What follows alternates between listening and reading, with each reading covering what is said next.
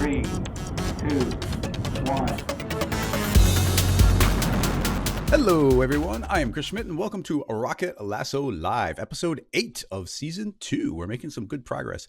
It's actually, this has been my favorite season of live streaming ever so far. We've been getting absolutely amazing questions, getting to tackle a bunch of challenges, and now that we have some of those cool features in Cinema 4D, we're able to go a lot deeper and a lot more advanced. It's been really fun being able to tackle a lot of that. I've also been having guests more often, and next week I should have another Chicago guest. I actually had him on the old live stream years ago, my friend Nick Hopkins. He does some really quality work. I'm looking forward to him being here next week, so make sure you tune in for that. But we've already got lots of people hanging out in chat. I already said my hellos in the little pregame here, so we're just going to jump right on into links. Oh, wait, I forgot. There's a cool thing I have right now that I didn't used to have before. I just want to show you. Let me see if it works. So if I got the screen here, I think I can, look, I can now draw on the screen and then hit escape. It should make it go away. And then I can hold, and then this was pretty cool. If I hold down shift, it will make like preset shapes. I guess it has to be close enough. I can make squares, and you can make triangles. It's pretty neat. So I can now draw on the screen if I need to. So yeah, just throw it out there. Something weird and neat.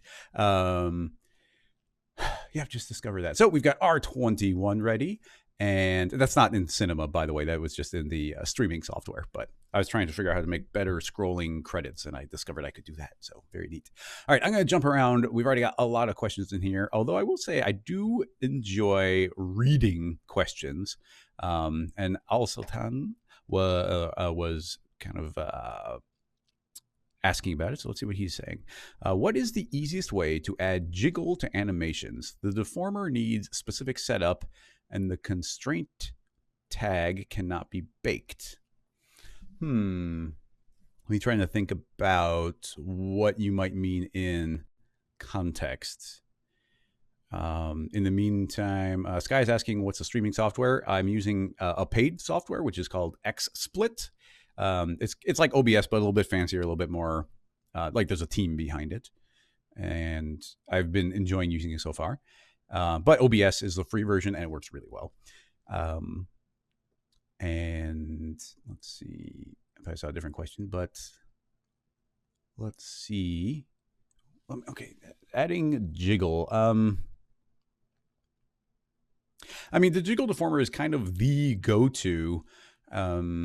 Your point about the constraint tag cannot be baked is true, but whatever the deformer that you, or like if you're using a skin, if you have a constraint tag wiggling a joint and the joint is deforming a mesh, you could always bake that mesh down. So that would be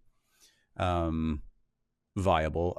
Specifically, you're saying like an overshoot style animation, but the constraint can't be baked. Is that true? We got to be able to bake a constraint tag. Okay, we're going to jump into Cinema, and you're saying like an overshoot type thing. In fact, we might have done a very basic version of this in the past, but let's see if I can get it working. So here we are in Cinema 4D R21, a motext, and let's just type in rocket. So we've got the word rocket. I'd swear I keep on setting this to the Rocket Lasso font, which is just Futura. I like Futura. And it keeps getting reset. But in any case, there we go. We got the word rocket, and just for fun, let's see how well we can set this up. This might be more complicated than EV, but hopefully it's interesting to everyone. If I click fit the parent, it's going to jump and fit this to parent. I want no curvature, and if we increase the strength, you're going to see it's going to tilt. So what I would like to do is see if we can make this jiggle. So the thought is, if I were to keyframe this, let's see, it's going to be pretty quick. So let's go to frame 20. And at frame 20, it should be where it currently is. X is our parameter. So let's click on keyframe X. Now, rewind and pull it off screen and keyframe it there. And I actually want this to hit pretty hard. So I'm going to select both of my keyframes and set these keyframes to linear. So now this should move in pretty quick. So not crazy fast, but pretty quick. All right. So now that is moving in, we need to have some sort of overshoot so that the shear has something to be driven by. So I'm thinking, because it's based off position, we can just create a null. In order to see the null a little more clearly, we can take the null, change the object to something like, let's say a sphere. So we got a little sphere. We can change the orientation so it's laying 5 to the ground. You see a little 3-dimensional sphere. We can even make it bigger just so we have something to see. You don't have to get that fancy, obviously. All right, so you had mentioned the spring tag. Let's see if we can make the spring tag cooperate and if we can bake it. So creating a constraint tag, right click, rigging constraint in R21. They rearranged everything. Turn on spring.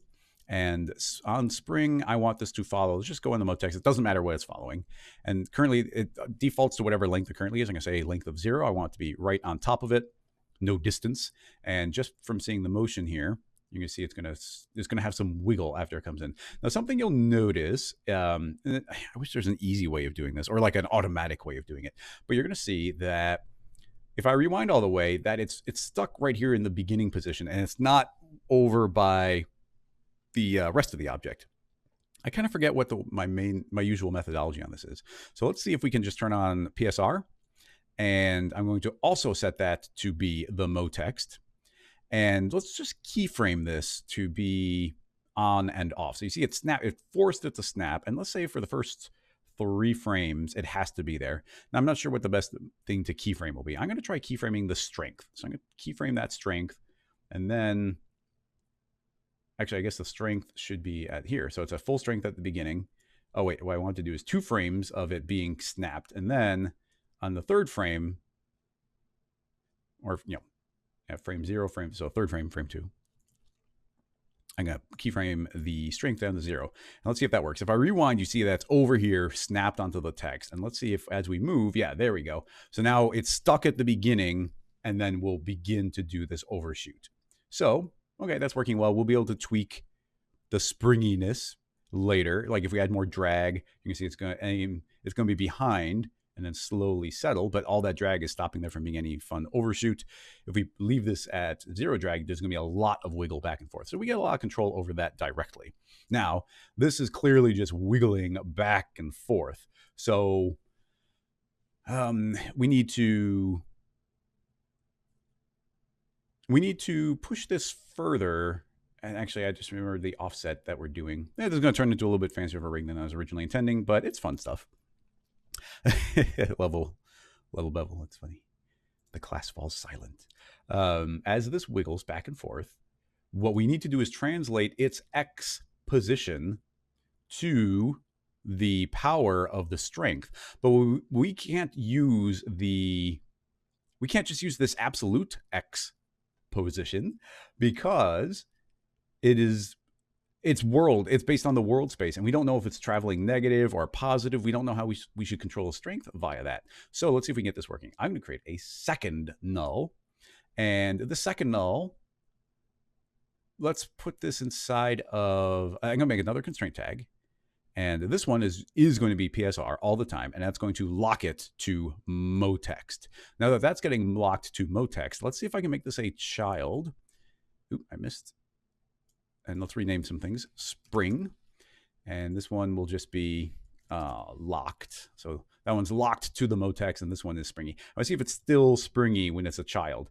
Now, here's a little bit of a problem. You see that it's not moving as a child because the springiness has got to be relative, and because its parent is moving in exactly the same position, it doesn't know what to do there.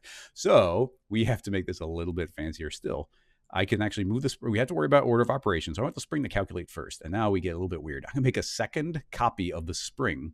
And now this one isn't going to be moving, but I'm going to call this spring lock. And now I'm going to copy this PSR tag just to have a PSR. And I'm going to say, what am I locked to? Well, you're locked to the spring. Now, the entire purpose of doing this is, well, now you'll see if I select this one, you see that my child spring is actually wiggling back and forth. The reason that is successfully wiggling back and forth is because this one is just doing whatever it wants in the absolute scene. But now it's translating its information into that one. But this one is a child of this one. Now, the positive to this is you can see if we look at our value here that we actually get a relative number now. We're going to get, it looks like it goes up to like -200 and then oscillates back and forth. So that's actually giving us a number we can work with.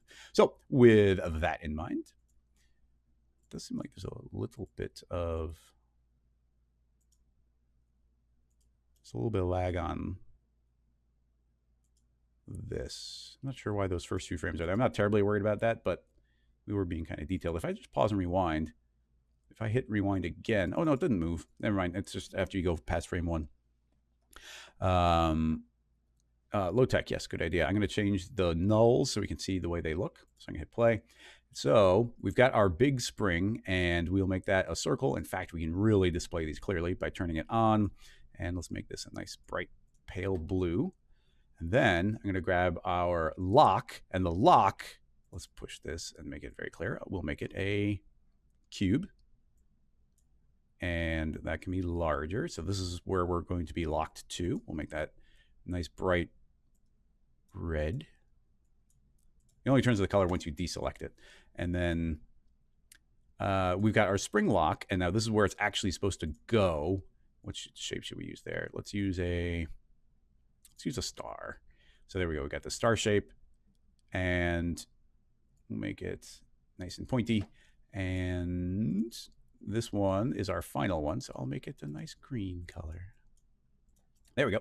So if we hit play, we can now see that the green one is perfectly matching the blue one. Our spring lock is locked to the spring perfectly, and we've got the red one, which is being locked to the rocket. Now we could have probably just made these children of the motex, but I kind of like the rig being separate. Okay, so now we've got a relative number being output from here. Potentially, there's always a dozen ways of doing everything. So potentially we could have done the math inside of Espresso directly. Now we've made it a little bit more explicit in the viewport. So I'm not, I don't know that one is better than the other, but we can see this one very clearly. So we are going to use a little bit of Espresso, but it's going to be the simplest Espresso possible. We want to control the strength. So I'm going to grab spring lock, coordinate X. Let's right click and say Espresso set driver. And we can go into the shear and say strength, right click, Espresso set driven. And as soon as we do that, it's going to create, it's going to tilt, and it's going to create an Espresso tag. If I double click on that, it's going to pop this open, and you see it's already done all the Espresso for you. It's taken the position of X, fed it through a range mapper, and outputs it to strength. Now, the range mapper is hands down the best node in all of Espresso. What it enables you to do, and it's very simple looking too. What it's doing is converting one range of numbers to a different range of numbers. So we already saw that wiggling, and I feel like I saw the number go from anywhere a little over 100 or negative 100. So we're going to say is that this number can be anywhere from negative 200 up to 200. That's kind of the anticipated numbers. Now, what should that output to our shear? Well, if it's negative, this could be backwards, but let's say if it's negative, it should output negative 100%. And if it's 200%, it should output 100% in the positive. So we'll go back into this if we need to. Let's see if it is correct and if it's backwards. So if I play, yeah, there we go. I guess we happen to get the correct direction. So you can see right away that our shear is automatically animating, and it's based on that wiggling back and forth. Now, what's cool is we're also getting this anticipation. As it moves away, our spring is a little bit lagging behind. So it tilts backward, and when it suddenly stops, it's going to overshoot. Now, the slightly sad part with springiness is as it wiggles here, you see it kind of does a backwards and then wiggle in the middle. So it kind of gets ahead of itself because it's catching up. So this is where you go back into your spring and you play with the properties here, like how stiff is it and how much drag is there. If we had a little more drag, it becomes more likely that it won't tilt forward. It won't catch up too much. And actually, that's a lot better already. Let's try 15%. Yeah, there we go. That looks nice. Now you see it's not catching up too bad. And we get a little bit of overshoot. Now we get a lot of power here. If we lower the stiffness, it's going to fall way behind. It's still going to settle pretty quick, but it's going to fall way behind. So stiffness has a big effect on this. And if we put, like I said, if we have a really heavy drag, it's going to drag behind and then just settle into its final position. So it's a little bit of a push and pull between these settings. With a very low drag, we should get a lot of wiggle. So yeah, however you want to combine those. I think this is a pretty good setup here. So now we have built in some sort of jiggliness via a constraint tag. And now this is specifically using shear, but these same types of techniques could be used to make like an IK system wiggle or a tail on a character wiggle. So now the question kind of came into, can we bake it? Now, there's a couple different things. The main thing, well, if we wanted to, the main thing we could keyframe would be this shear parameter. That's really all we need to have keyframed, but you can see that, well, there's no easy way to just right click and say like bake or keyframe all. Now, one silly thing you do is go like 1 frame forward, keyframe, 1 frame forward, keyframe, 1 frame forward, keyframe. We don't want to do that. That'll take forever. Let's save this before I mess something up. Scene files. If you're not familiar, if you support on Patreon, you get access to all these scene files. I usually post on Friday. Baking jiggles and wiggles. All right. All right, cool. So how can we bake this? Now, this, I'm trying to remember what the methodology on this is. It's a little bit weird, but I wonder if we can turn on cappuccino, which is a really old, weird system. Under character, we have something called, did they move it? It's entirely possible they've moved it. Commands. Looks like they moved it in R21. Where would they have moved it? I mean, we hit Shift C and just type it in. Cappuccino. So what this is a mode. It opens up this little window, and this is the old cappuccino tool. It's back in the days when Cinema 4D was using a bunch of coffee puns. So, you know, they had coffee, the programming language, and they had cappuccino, and oh man, there's well, espresso, obviously. We think of that differently, but yeah, it's a bunch of little puns there. So, well, it looks like this is, yeah, point level animation hierarchy. It actually doesn't look like this is going to capture doesn't look like this will capture a specific parameter. I might do a couple different methods of trying to bake it just for fun. Intelligent Machine is saying there's a function in the timeline view that works. Let's find out. I'm going to say there's no track. Just to be quick, I'm going to add a keyframe, and now we can go animation show track. So now this will open up the timeline, and it has our object, and it's all selected, and it's all nice and clean. So, but what you're saying is there might be a way of doing it here. It's not something I'm familiar with, so I don't want to just go hunting around.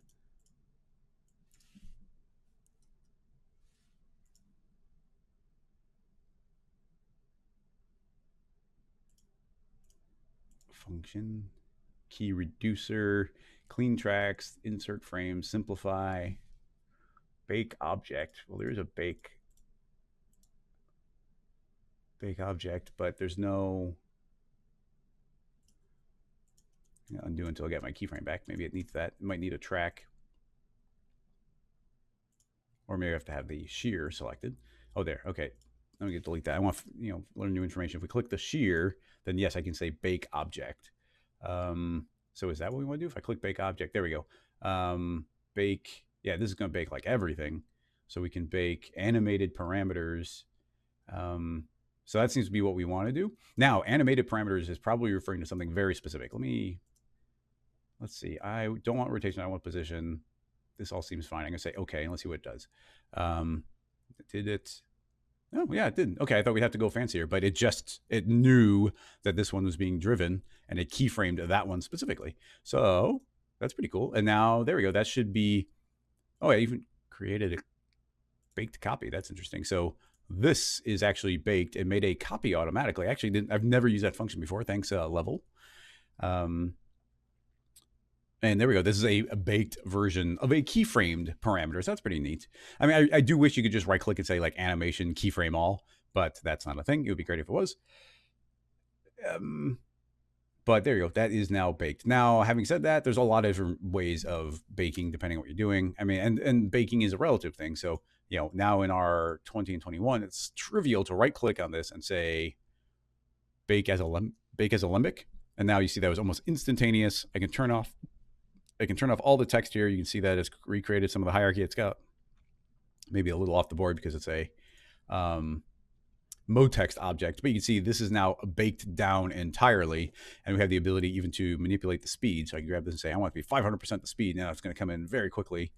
Although I have to say, it seems like the shear, the deformation is behaving a little weird there. It moves and the shear comes later. That's weird. Having said that, I mean, if when in doubt and when you have that kind of weirdness, what I tend to do is just create a connect object. So I'm gonna fast forward to the end. So that's where the null's at 0, and then put that into a connect object, turn off weld. We don't need to be welding, and we will rewind all the way. It's weird, the shear. Oh, the shear's baked. I don't know if that has any effect. We don't want that one baked anymore, though. I'm just going to let Espresso do it. With the connect, if I click and say bake as Alembic there, then boom, it just gives us this final animation, hopefully. Yeah, there we go. So that's a little more straightforward. So with Alembic baking things out very quickly, if I can go 500% the speed, you see, that's just snapping in really quick. So yeah, additional methods of doing it. I wonder now, this is all kind of under the premise of the jiggle was being a little bit of a pain or not cooperating sometimes. I wonder if what happens if we add wiggle or a jiggle deformer on top of this connect. So if we create a jiggle deformer, can I just put that in the Alembic file, and what do we get by default? Well, definitely something. Yeah, a bunch of wiggling on the individual pieces even. Local unstopped. There's a lot of, yeah, we can say unstopped, and then stiffness, structure. We do different weight maps. Is it even doing anything unstopped? Seemingly not. It is baked. Whoa! Okay. Probably a little powerful there. Yeah, obviously not a great application of jiggle. But we got the little rocket part wiggling, and there's 2 different ways of baking it there. There's even, I just want to throw this out there because I built Signal, and another way I've been able to bake things out. Let me see, I haven't done this in a while. If I right click, and this is a plugin from Grayscale Gorilla, I built this tool Signal. If you put Signal on, I say I want it to control the strength parameter, and I'm just going to zero it all out, so it's not doing anything. So it's 0, 0, 0. If you turn off ignore original keyframes, then now it's acknowledging keyframes or it being driven somehow. So you see the exact same animation is happening. But if I were to go to keyframe and say convert to keyframes, then now that has been keyframed. And let's see, if I play, yeah, it's now working. And you'll see that even without the espresso and without Signal, that has now baked that parameter in. So that was my direct, you can directly keyframe with Signal. So there's a third way. Excellent. I'm going to undo. We don't actually need Signal on there. But yeah, this seems to be working. I like the interactivity of being able to change the parameters of the spring to get those to wiggle.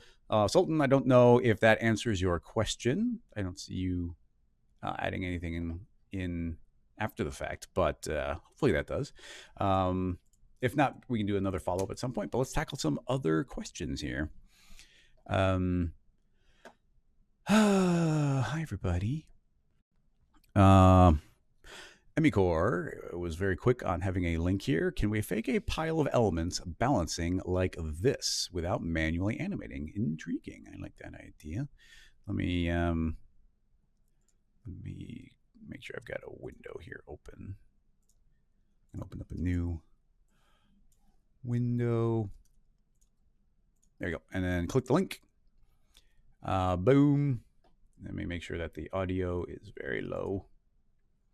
And what do we got? Balance heart. So you're saying balance objects. Oh, okay.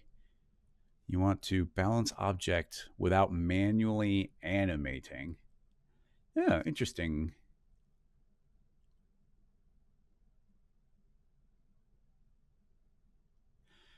I don't see why not. Well, the balance, I mean, there's a couple different things. There's like very basic. Well, first of all, who made this? Rutger Palusi, the second version of the heart. So very clean, very MoGraph. So I can immediately think of several different avenues we could pursue. I kind of like the idea of doing it with dynamics, doing it dynamically. But I don't know if it's a good idea or not. We'll find out. I'll make a cube, make it pretty skinny, and it's currently 200 tall. That's going to be our base object. And let's make it a collider body. So simulation collider body. So that just means it's dynamic, but it doesn't go anywhere unless we tell it to. Now we'll copy and paste, and it's 100 tall, so a little not as tall, and move it up 100 units, possibly 200, possibly 150. Yeah, 150. So 150 units is going to split the difference. So this is perfectly visually balanced on it. I would like to distinguish between the objects. I will create a few different colors.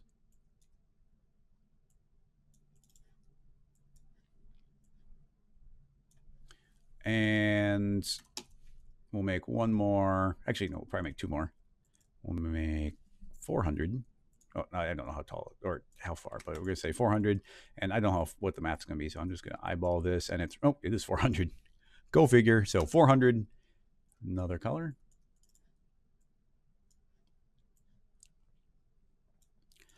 And one last one. We'll even do the same size again. Scoot this up. It is 650. Be nice and precise. Nice and precise.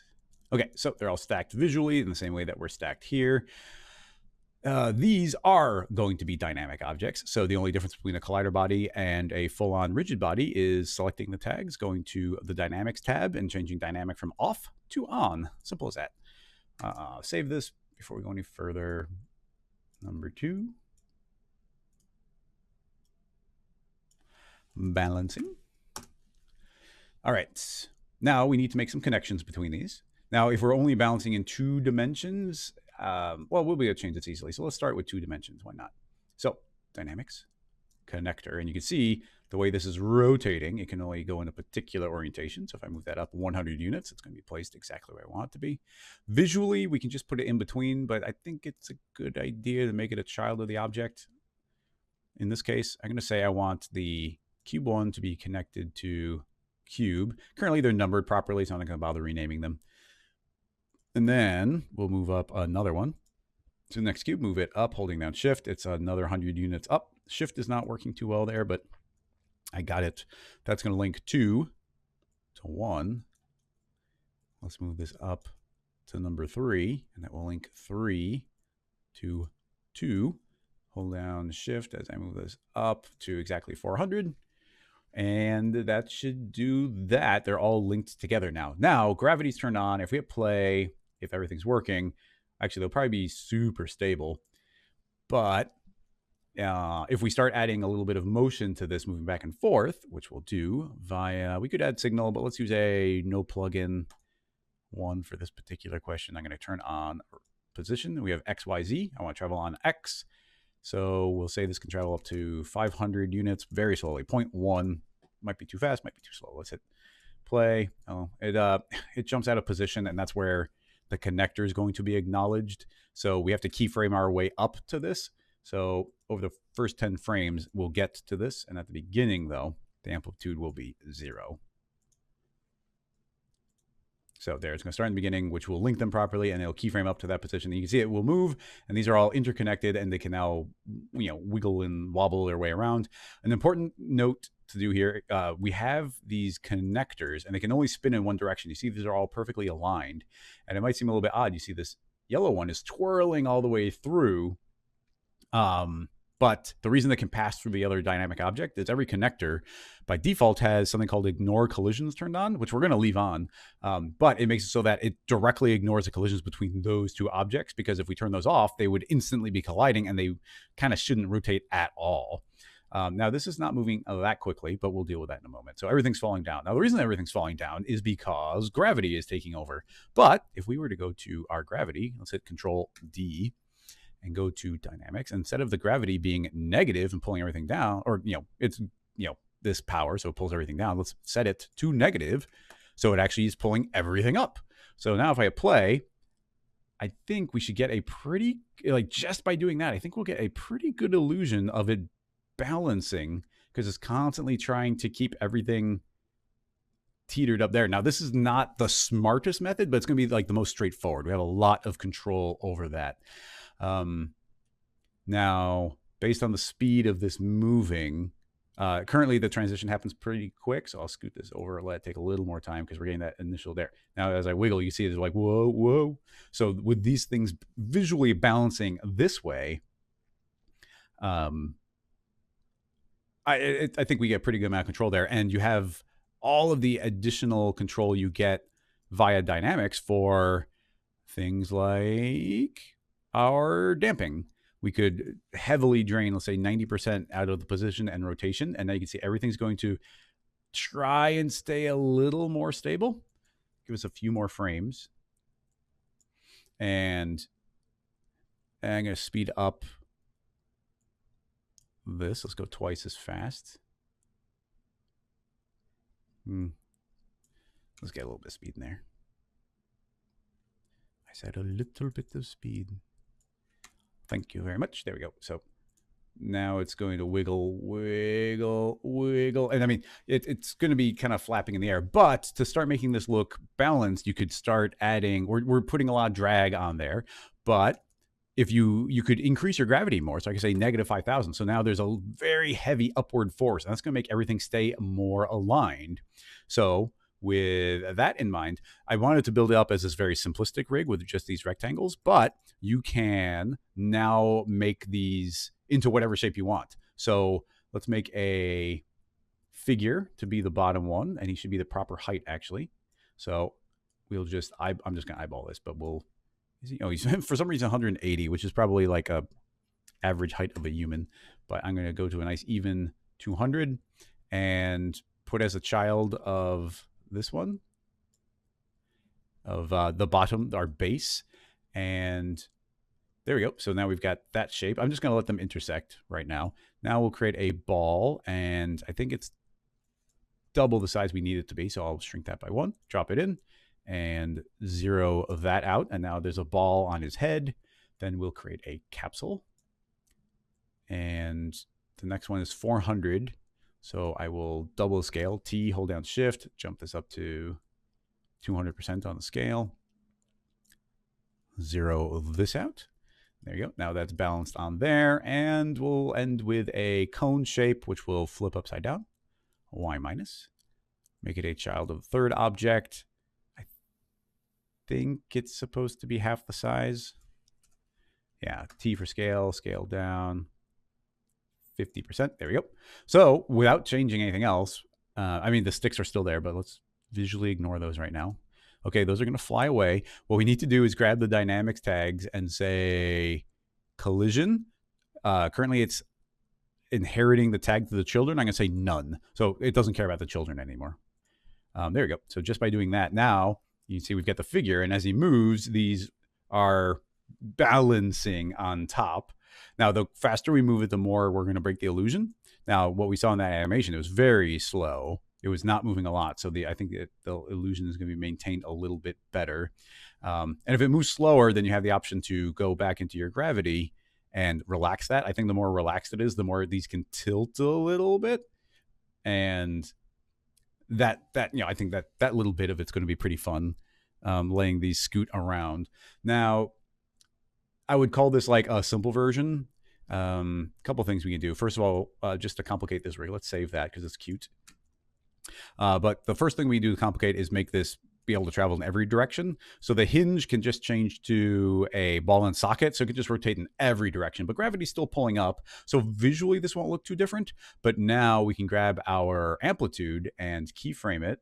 Let's go back to frame 30 where it's actually keyframed. I'm going to have it move in 2 dimensions this time. Keyframe that. So now it's actually moving on X and Z. And at 0, it's still zeroed out. So we hit play. Now he's going to move all over the place. And it's going to wiggle in 2 directions. So you get more tilting that way. I might speed these up. I'm going to actually double our time scale to 200%, so it's reacting quicker. And now everything's chasing. The simple way here is we can just tell that we can just hide the sticks, our cubes, and we could unhide the children. Another thing I would do here is not do it with this method. I hate hiding and unhiding things this way. What I prefer to do would be just hide these entirely and put these into constraint tags that will chase those around, and then we don't have to worry about turning on and off visibility. So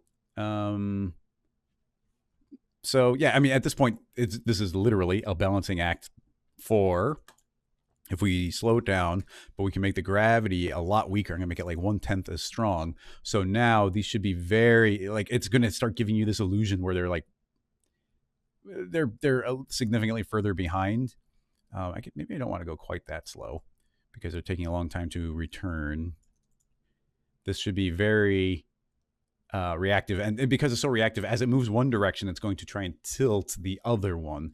Now we can start pushing things even a little bit further. If you want to make these even a little bit closer to a realistic balancing, everywhere that we've made a connector, we could create a spring. So simulate dynamics spring and do the exact same thing. I wish there was a convert button where you could click and convert these to spring, but built in the cinema, I know script would be easy, but I tend to keep things vanilla, so I wish it was in vanilla. And these may have the same connection. So I'm going to say from the cube to the base, and we'll do another one here. And this is going to be from cube 2 to cube 1, and another one here from cube 3 to cube 2. Now, these automatically go to center of mass, so I don't think their position matters very much. But what does matter is we have to grab all of them and say set rest length, and that is going to try and maintain their current distance from each other. But this gets much, well, I don't think we're going to see, it's going to maybe be different, but I don't think we're going to see much of a visual effect. Let's turn them on so we can see them visible on. And I'm even going to say always visible. And let's make it, they're very skinny, so I have to make them really big for us to see them. But you can see that we've got these springs going from the center point of one object to the center point of the next object. And they're trying to maintain a certain distance. What I'm going to do is I'm going to turn off gravity. So we're going to get gravity is 0. So now no gravity is helping keep these kind of with an upward orientation. And these aren't going to right themselves very well. But if I go back to selecting all of them, if we take their rest length and we double it, it's trying to stretch them to beyond that point. So I'm going to say x times 2. So that's whatever the current value is times 2, because they're each different. And there we go. Now you instantly saw it react. And now these are, it never stops moving, so it's going to be hard to visually see. But it should be trying to return them to their position. Now we have damping. I'm going to get rid of that. And the stiffness, I'm going to say 10 just to see if we can get these to start reacting a little bit quicker. That's tilting over quite a bit. Maybe, am I doing something wrong, or do I need to zero out the positions? Because all the center points are down here. I wouldn't think that would have much to do with anything. Yeah, if I zero out their positions, I'm not visually seeing any additional reaction. Now, there's no gravity upward, so these are just falling. But if these springs weren't on at all, I think we'd actually be seeing more reaction. Yeah, these are just going to be drooping and doing whatever they want, so they're not balancing. But the springs are not working the way I wanted them to. They're having an effect, but they're not. It's not exactly what I wanted. Now, with them not working exactly the way I want, let's see if we can do a simplified method. If I were to put a spring in the very bottom one, and I want to spring now between just the very top and the very bottom. So now there's a spring between those two. I'm going to set rest length. We have to do that at 0. So set rest length here. So now it's trying to maintain a distance between that shape and that shape. Now we do probably want to elongate it, but we should hopefully see it trying to return to that position at least a little bit. I'm going to crank it up to, okay, and I'm intentionally going too far, but that's a lot. Okay, well, it is now responding. I pulled the stiffness down, and we've set the rest length really long. I don't think we need to go that long. Anything above, let's try 800. So it's stretching it a little bit. So you see it is trying to get it up to that position. But it's a little bit brute force because now it's just trying to take the center of the figure one all the way up to the center of the cone one. So while there is some tilting, it's a little stiff. So I think we do want the spring from object to object to object. I think we needed it to like point in a lower position, like an offset position, instead of just a center point. That makes sense to me. The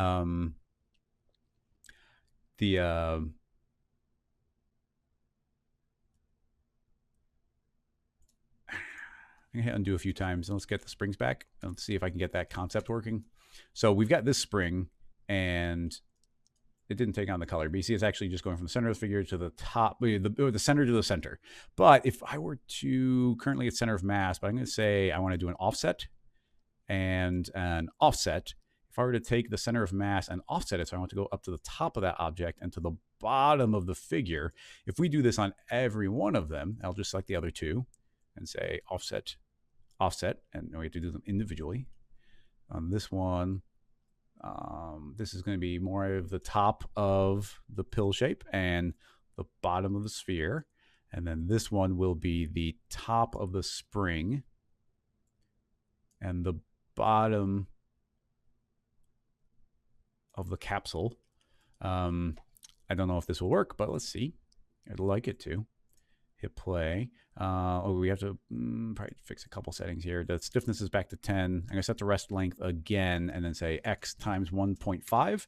So it'll be half again, attempting to be their length. And let's see what we get.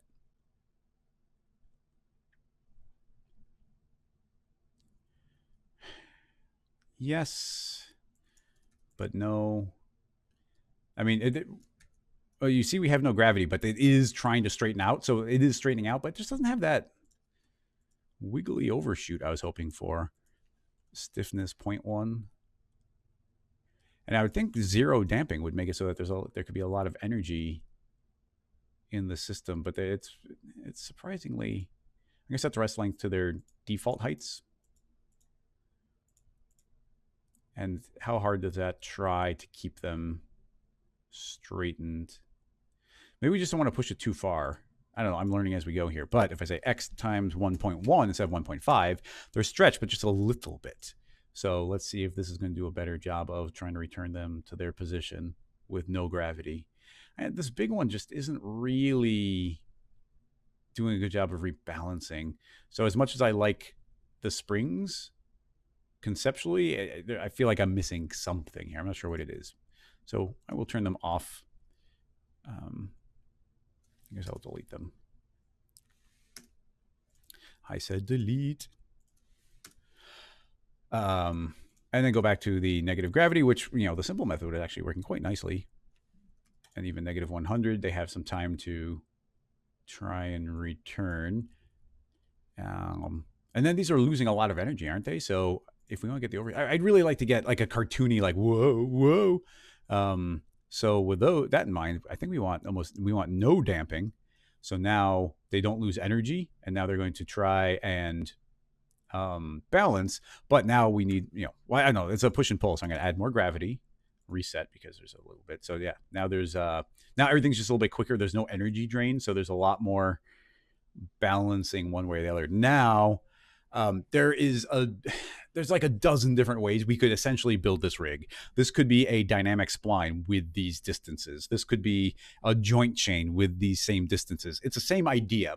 Like, they're not really balancing. They're all just dynamically connected. And as it moves, they're trying to go into position. There's probably, I'm not going to pursue it because it would just take a lot of time. And I don't think we get a lot of output from it. But what I would love would be, if we move one object one direction, Espresso could be like, oh, I'm calculating what the previous rotation used to be, so counter tilt the other way. And then you could start building in a little bit of intelligence where it wants to like move its, even in a fake way, but it wants to move its center of mass the other direction. So if it tilts one way, it's attempting to balance itself out. And I'm not sure, but in this one, how much was this? Yeah, I think that this one might be sort of what we just did, because you can see that this shape here isn't like rolling to a new position on the sphere. It seems like the pivot point of that capsule shape, this cone shape, is going to be in the same spot all the time. So it's just pivoting from one set spot. It's not I almost want to say buoyant. It's not locked into that position. Now I don't want to push it. I mean, it's like, I think for a simple version, this is fun. And like I said, there's a dozen different ways we could do this same thing. And I mean, even here, I do think we want a little bit of energy drain. These are a little goes along, or a lot. You need a lot for it to visually see it, but just adding 50% here. I'll go 15, 15. This is just going to take the edge off. We're not going to go super crazy. And then on top of that, you can do additional things, which actually could be kind of fun here, would be adding drag and lift. Let's say I'm going to try adding 100% drag and just doing that. And this should make it so that these are very much going to be falling behind you see that all of the wiggling, or not the wiggle, but all of the jiggle back and forth is gone, because now the drag is actually what's making it tilt one way or the other, and it's like air resistance. So there's a lot of different settings here that could all be combined and might work. Now, having said all of that, there's one tiny thing I think would be kind of fun to tinker with. So I will save this as another version. I'm not sure if anything changed, but if my thought is I'm going to delete the figure and we've got our cube, how well would this work? I'll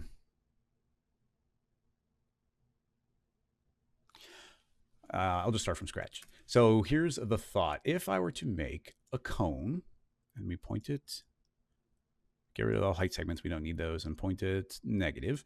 Imagine if these were balancing on top of each other. So it was like they were free to roam around the top surface. This might be a bad idea, but let's see what happens. So here's the idea. In fact, let's even make this bottom one free to roam around. So the bottom one will move up 100 units, which should be right on the ground.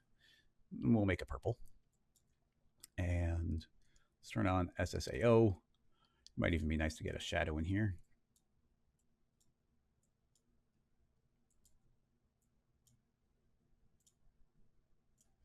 Shadow,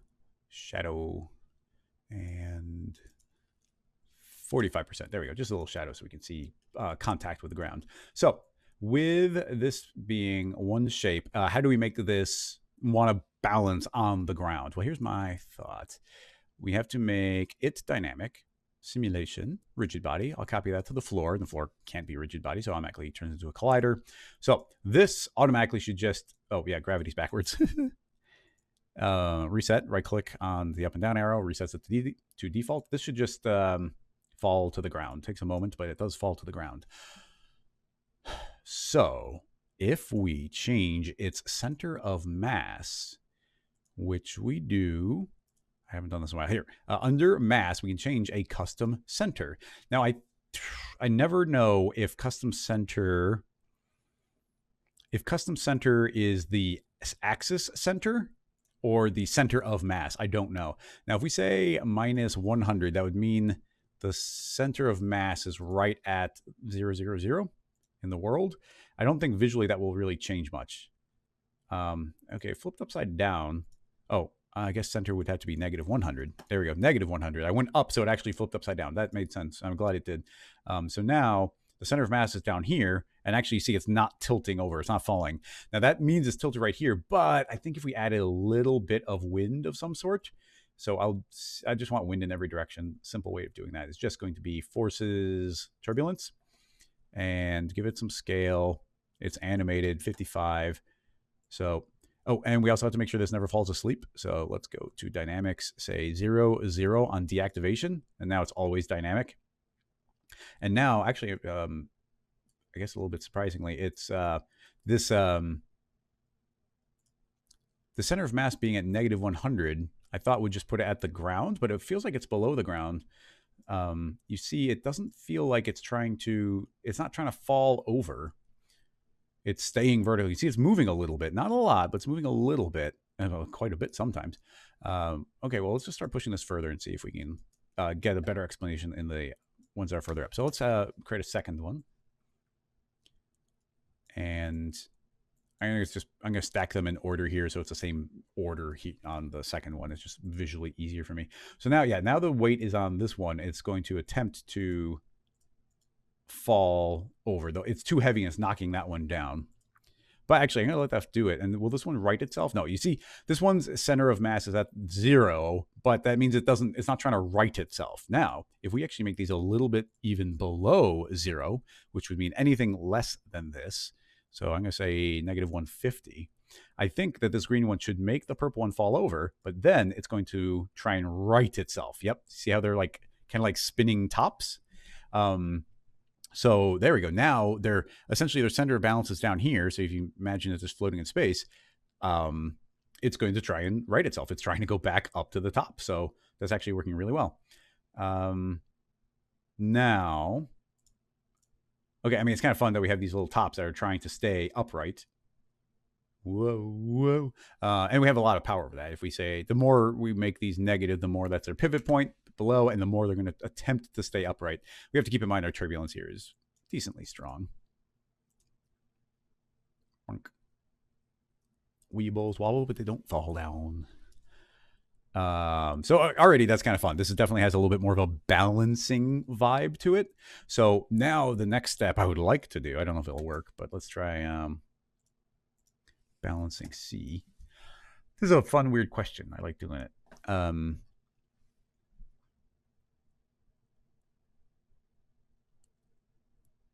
How do I keep this trapped on the surface of the top?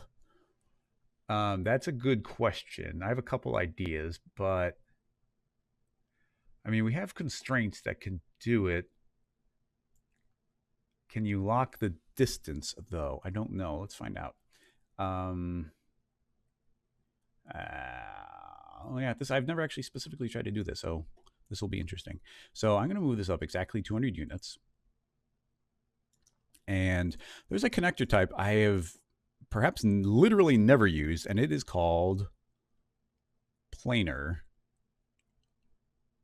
And what planar does is it is going to limit this object to the plane of the other one. Now we can turn on limits here, and let's see if 100, I mean, it's going to scale because this is going to behave like a square. So it's not going to be perfect, but this should say I'm stuck to you, but I'm free to move left and right on your surface. So yeah, there you see it's actually kind of locked on there. But it can't tilt. So it is moving, but it's not tilting. How do you combine two of them? Do we need another object?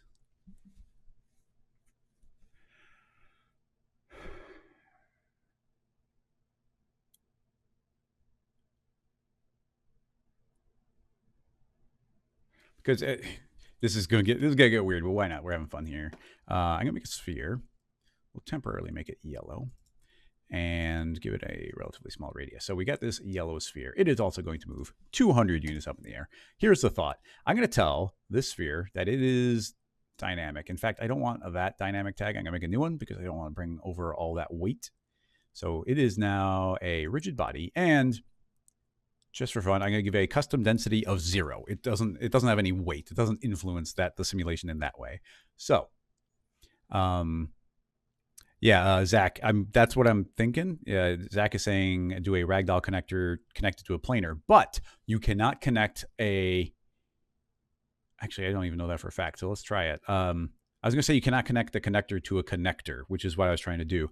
I don't know for a fact that that's true. So I'm 99% sure it is true, but let's find out. So we can create a second connector, and this time I'm going to change it to be a ball and socket, so we can rotate in any direction. And I'm going to say, okay, you are connecting from the top cone to the connector. Does that work?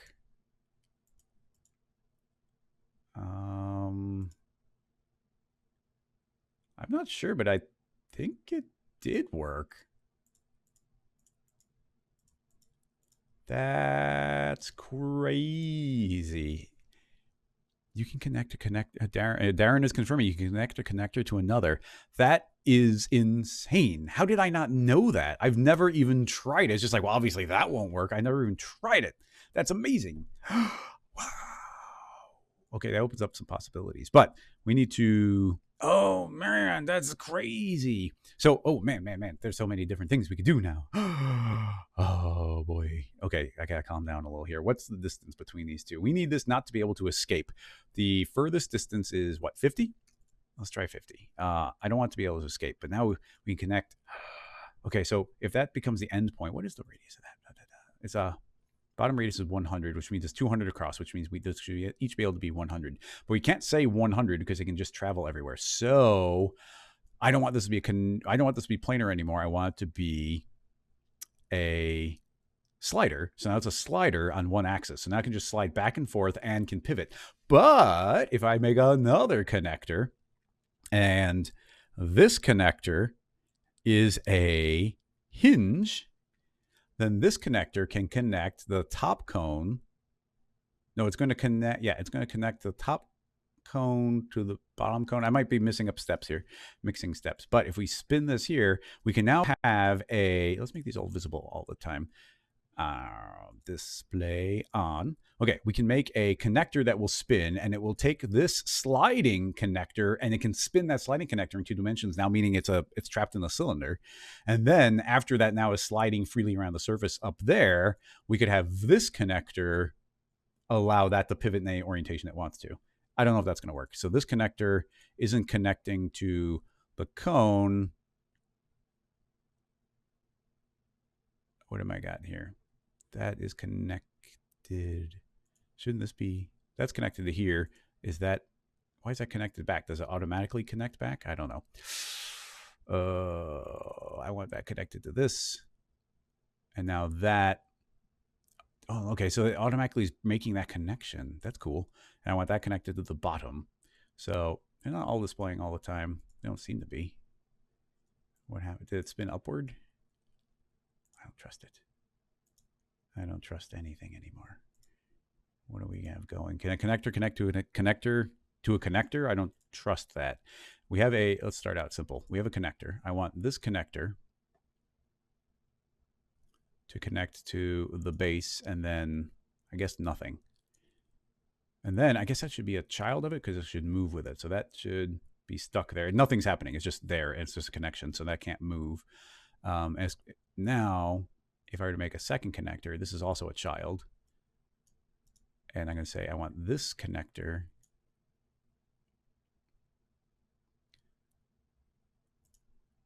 to connect there. And then that connects to this connector. I don't even know if that makes sense, but let's turn that on. And this connector goes from that to that. And this can finally connect back to the cone. But it's already turned red. I don't trust that. Okay, it's moving, but then one of them isn't. I don't like this third connection. I don't trust it. I don't trust it at all. See, that doesn't turn red. But why is the sliding not working? Let's keep that connector out of it for a little bit, and let's just directly connect this to the cone. So that makes this reappear.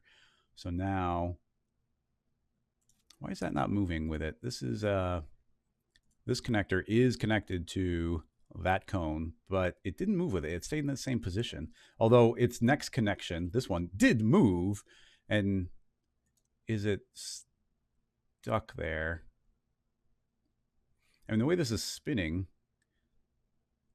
I don't know, it doesn't seem wrong. But the way this box is moving here, very strange.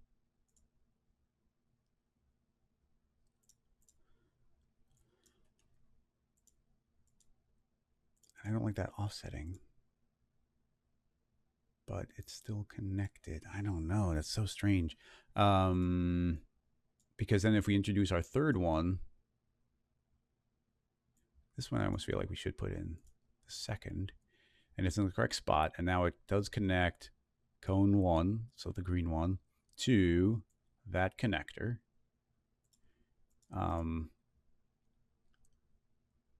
Yeah, see, it was able to escape. This one is still saying it's pivoting from up there, but that one fell off.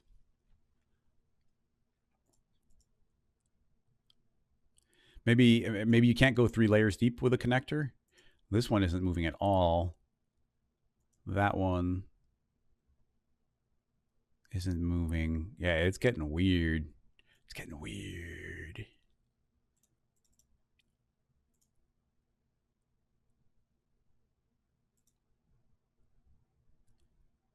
Oh man. What do we even do here?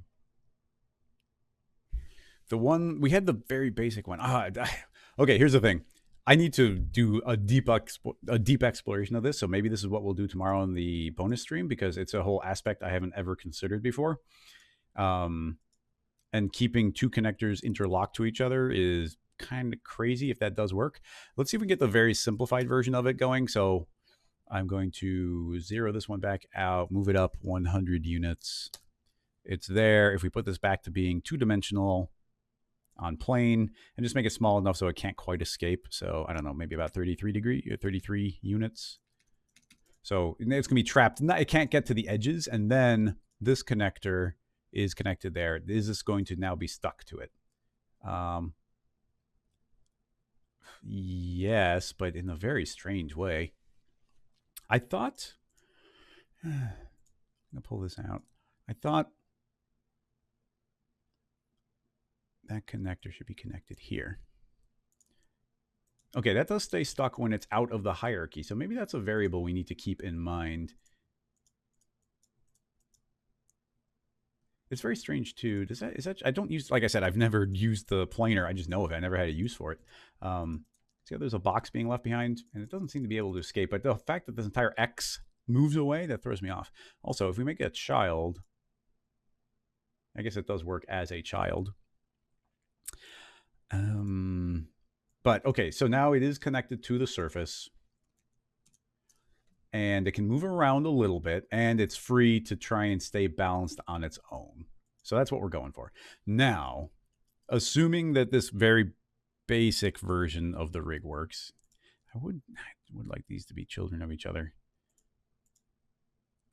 Yeah, that continues to work. I just, we don't want to ignore collisions. Collisions are fine. So there we go. So these are stuck, but can freely slide around the top. Excellent. I'm going to lower the rotation segments here, try them down to 8 so we can very clearly see if they're spinning.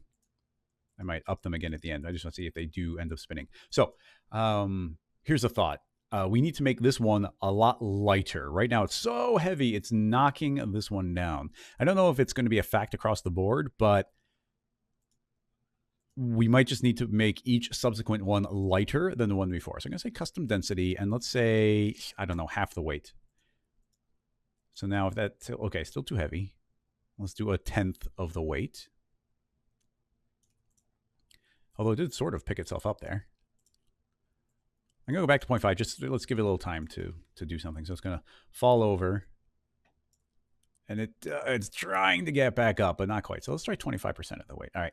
So I've got 25% of the weight. I want to not see the connectors. I'm going to not make them visible all the time. So that's they're going to look crazy. That's fine.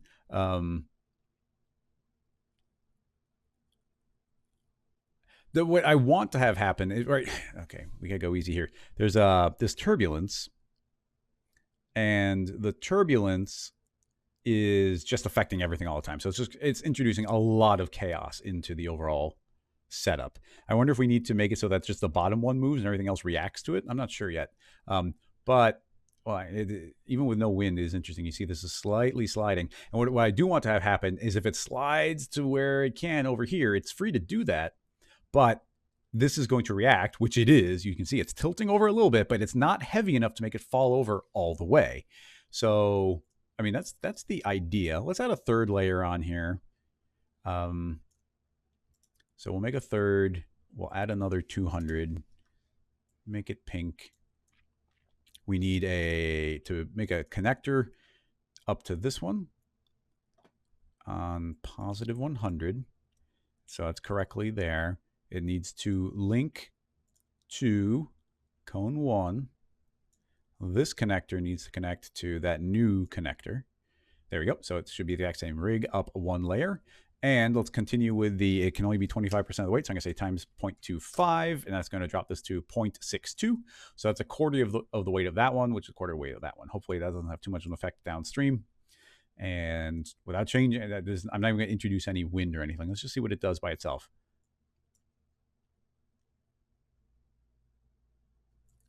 Okay, that's fun.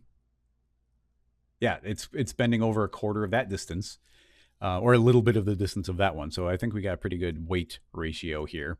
And we are getting some fun balancing here. And we've got full gravity on right now. Keep that in mind. It's just that their center of mass is far enough down, so they're trying to self-balance themselves.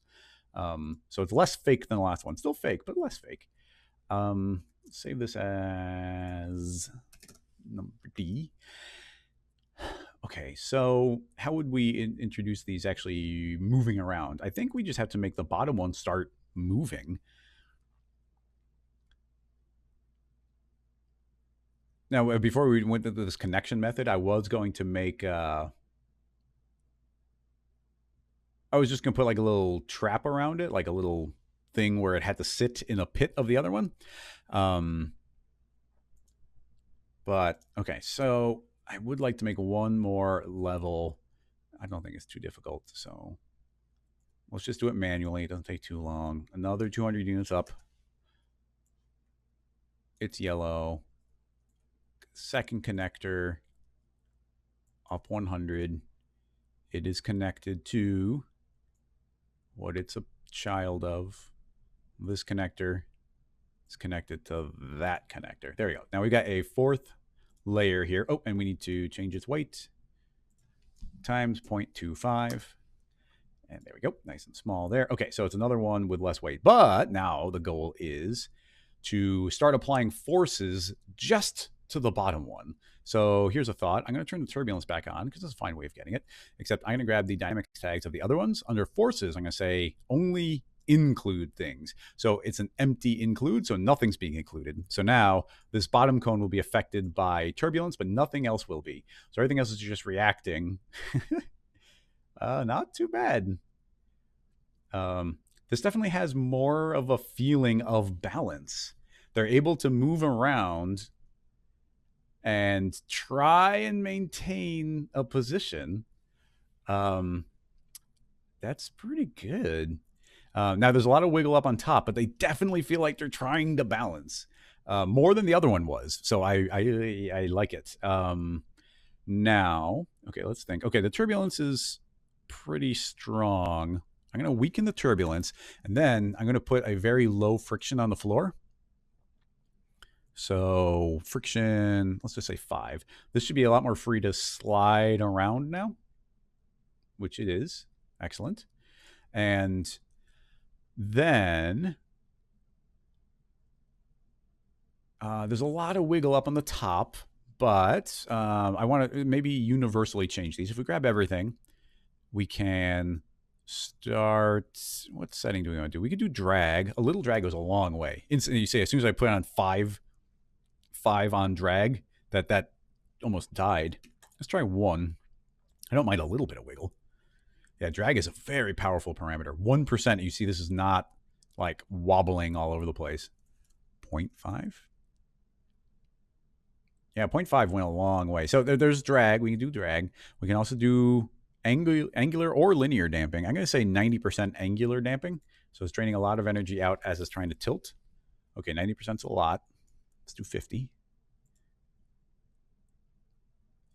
I guess this is more, yeah, even draining that much energy, you can see we get a lot of wiggle. But yeah, I kind of like the drag one better. Let's go back to 0.5 on drag. Whoa.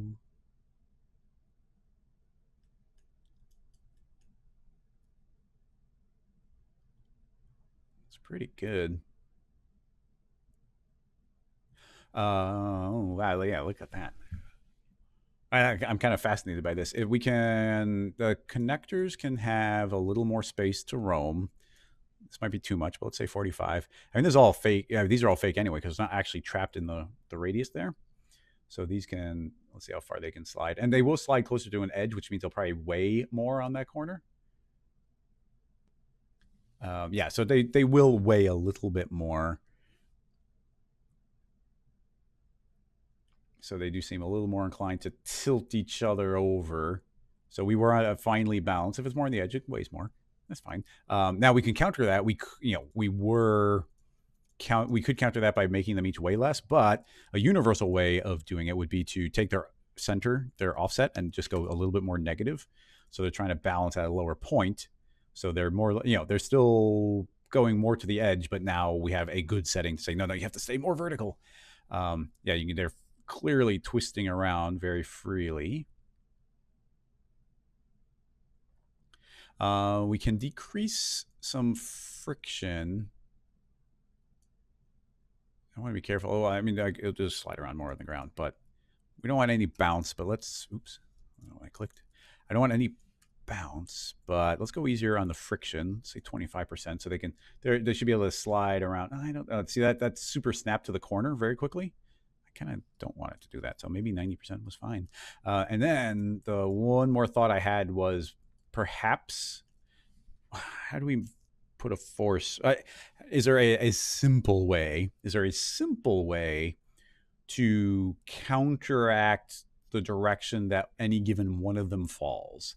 So I don't want to do an espresso method where it's like falls to the side and then espresso builds up a power and then forces it to the other. It takes too long and it's not kind of a clean rig like what we have here. But when this slides to one side, I would kind of like it to slide, be influenced to go back in. I can think of a couple of things, but everything I'm thinking of would also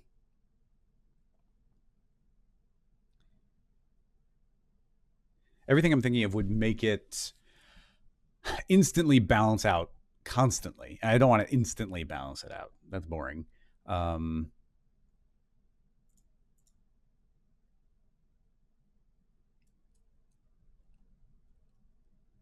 It's still pretty good.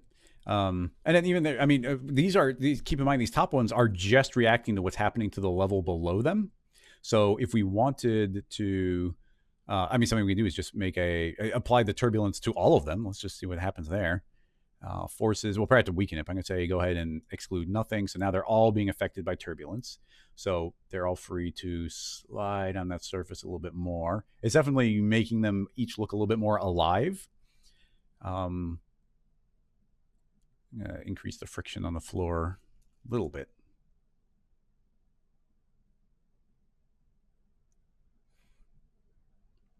Oh, I lowered it. Whoops. A couple things to keep in mind. We have the turbulence and the turbulence scale. Currently, it's about 400. So a bit of cloud is about the size of one of these.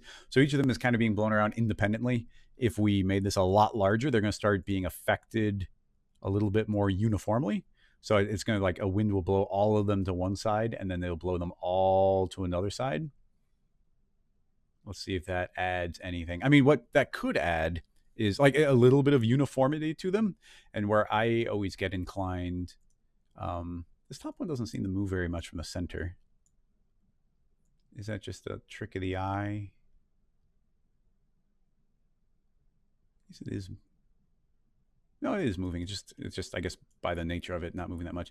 This gives a little bit of a uniformity, and actually, almost every time I use turbulence, I'll use two turbulences. So there'll be turbulence, and then there'll be turbulence small, and this one will go back to being about 400. And I'll change the speed just so it's not matching perfectly. There's no seed to change, but now there's one wind, and we might need to weaken both of them because there's two of them now. But there's one wind that's making them all kind of do the same thing, and a different wind that's saying, but you also want to be independent. So you get a little bit of both. So I feel like, there's a little bit more chaos now, but then at a certain point, it's like, they all kind of straighten out and do their own thing as well. Now, a couple things to keep in mind. These are all being, they're forced to be connected. So gravity's not keeping them on each other, but, they're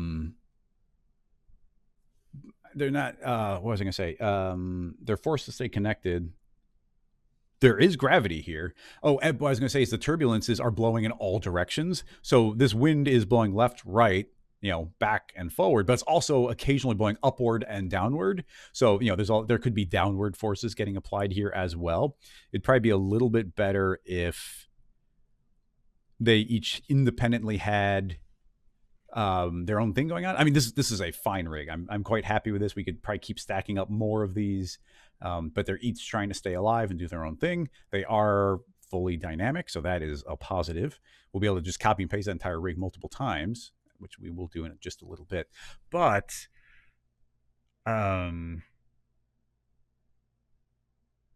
it doesn't bother me, but I'll just say it. What we could do is build a rig instead of using these turbulences. We could build a rig with a series of wind. We could use wind so that the wind is just blowing in different directions, and the wind could just spin on the y-axis, so that it's only traveling left and right, forward, and back. And then we could independently put a different wind on each one of them, so that they'd be blowing directly in random directions that would be spinning probably via a vibrate tag, or espresso or signal or something like that. So that's another way that we could have a little bit more control. So it's not the wind's not randomly blowing up and down, but it's pretty good. There's definitely a unique type of motion with what they're doing. I'm going to increase the poly count a little bit. So yeah, they look a little bit more like tops. We don't get the spin vibe, but they are independently kind of stacked and wanting to stay vertical. And now I see no reason why we couldn't make a null, put these all inside the null, and now we can copy the entire null and make a duplicate and a duplicate. And they should each do their own thing. Now, they are all sharing the same large wind and small wind. So the large wind will make them do something that looks a little bit uniform to each other, but the small wind is making them each kind of look like they're doing their own independent thing. So some of that does turn into, you could make the wind part of that system. So yeah, there's a little bit of uniformity here. I definitely get a vibe of uniformity in certain ways. I mean, they're not identical, but I don't know, it's hard to see. Yeah, I mean, overall, I do feel like there's a little uniformity. So, it's very easy to copy and paste. So what we could do is select all these, say include turbulence and small turbulence, and then we'll just move those turbulences in the null with them. And now don't copy, because if I copy, let's go ahead and rename this one 1. If I go inside of it, I guess it did copy it over there. Okay, with Espresso, it wouldn't copy, but here it did. So we can just keep that method going. So we can make a duplicate and scoot it, make a duplicate and scoot it. And now like I said, there is no seed on these. Something I would be curious about is their position universal? If I grab this and move it way over, are two of them going to have the same motion? Oh, okay. So they don't have a different random seed, but they are based on their relative position. That's not something I ever considered. So if I move one way over and way over, now it's almost like I gave them different random seeds. So I think when it starts, we should see them all. Yeah, now they each are inclined to tilt in a uniform way in a different direction. The big wind is saying tilt that way, and this big wind is saying tilt this way. And then given a little, now they'll each independently wiggle, and each of them independently has their own small wiggle, and those are completely unrelated. So these are free to move around, roam around, bounce into each other, and do their own thing, and it should just kind of work. Yeah, I really have to explore the connector on a connector thing more. But this is pretty cool. There's a lot. I mean, and we can, we have a lot of control over the way these balance. We select all the dynamics tags. A very direct way is, telling these to balance lower. If I make the center of mass lower, they're all going to stay a lot more vertical. You see how they're stacked a lot more. And we can do the inverse as well. By moving this up, they're going to be more inclined to fall over. So and especially as they go down the line. So they can, definitely on the extremes, that does seem to be able to escape a little bit. So I think our radius is maybe a little too big on the corner of the box. But yeah, these can now fall over because of that. So the center of balance has a lot of influence over that. But keep in mind, gravity would also have a big influence there. If I double the gravity, I think these will be a lot more inclined to... Actually, no, that's not true. More gravity might make them more inclined to stay upright, now I think about it. or it might have no effect because it's their axis that is down. But yeah, I don't know. I don't know how much this answers the question. Well, I think the other one answered the question. This one was just having fun and going further with it. But that's pretty cool. I like it. All right. Well, let's see if we can tackle some other questions, because this one went I don't want to say off the rails, but we went deeper on it than I was originally intending. But I am enjoying it. We'll save it just because that's really neat. Yeah, thanks for the question. It was a weird one, and thank you, Darren, for confirming that connectors can connect to connectors, which is crazy. I'm gonna have to look into that. How did I not know that? Connectors have been in Cinema 4D since R12.5, and I didn't realize that they could connect to each other. That opens up a lot of possibilities. Meeks got in quick with an Instagram link. Spaten has a how to create geometry for condensation on this level of detail. That sounds dangerous. Paul has a question. Parametrically do the layered geo what is discretion? I don't know what that word is. Seen here at time 16. That word is so weird. I gotta look at it. Trey, thank you everybody for all the questions. I can't answer all of them, obviously, and thanks for stacking them up. It's really fun. What Paul's asking, that's just such a weird word. I just have to look at it. We might not do it, but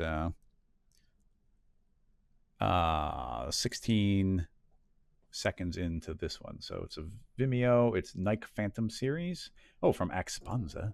So those are always amazing. So you said, that's great. I like these cuts. I'm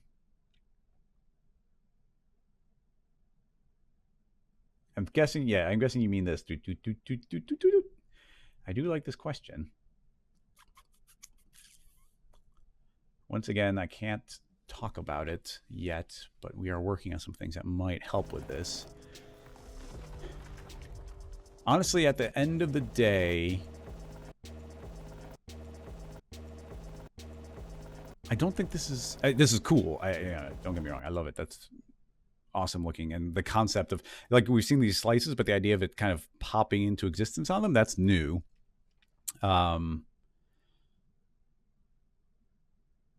But let's just look at like a basic version of it. In fact, because the cone treated us so nicely, let's do it with a cone. So I'm gonna make a cone, set it to negative y, and here's the thought. If we were to cut this up a bunch of times, and maybe we'll even do it at an angle here, 24 segments around, really kind of breaks there.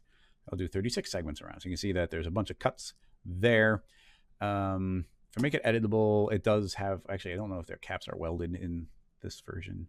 UW. Okay, cool. The caps are welded. So we have now made this editable. We're going to have two versions of it. In fact, I'm going to undo just to keep the original, make a copy, make the copy editable. And now I kind of like to do cuts at an angle just for fun. Yeah, why not? We'll see how it works.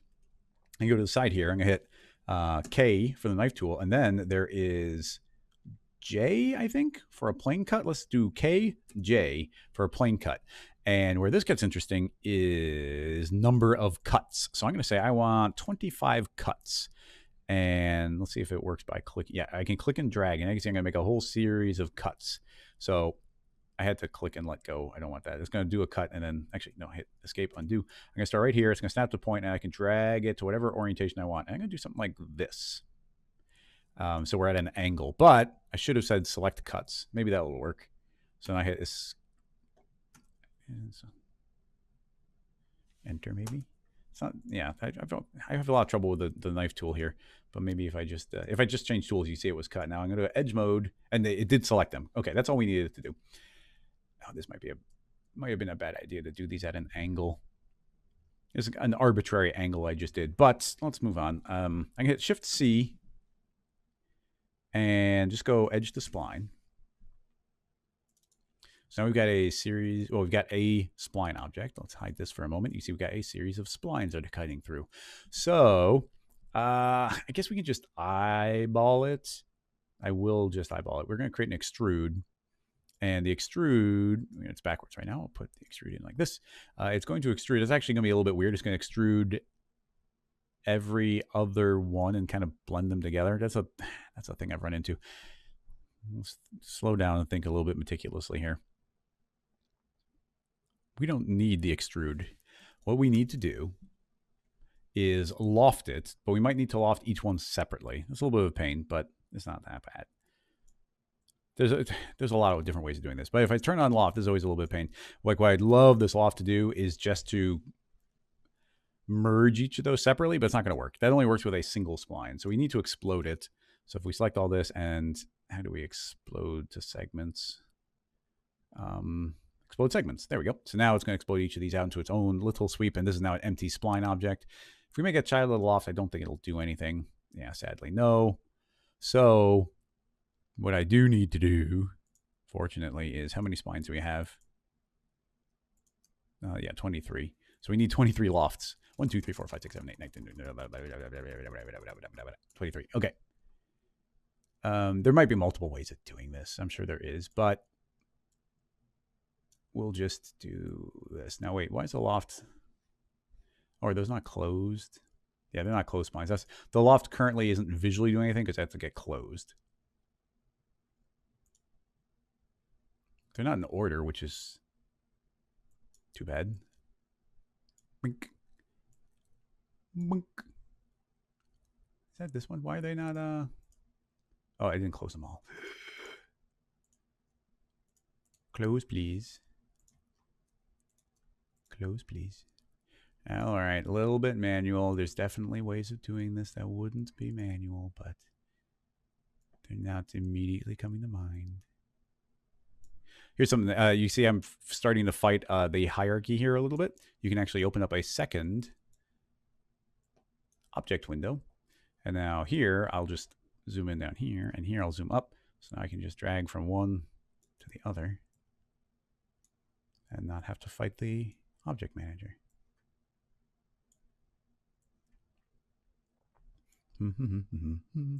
Oh, dang. You're right.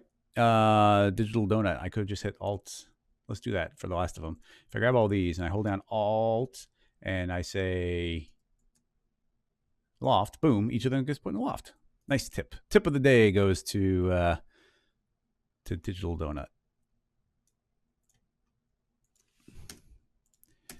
Yeah, what's funny is I've never actually used that in a useful way. All the time I'm like, oh, hold down Alt as I have multiple objects, and each one gets put in a connect instead of all of them into a single connect. But that's this is a good method. So anyway, these have all been lofted, and the reason for doing that is I want to get their orientation. So if I grab all of them and hit Alt-G, they'll get grouped. And now I can collapse them by holding down Control or Command as I collapse, and I can see that, boom, they've all been collapsed.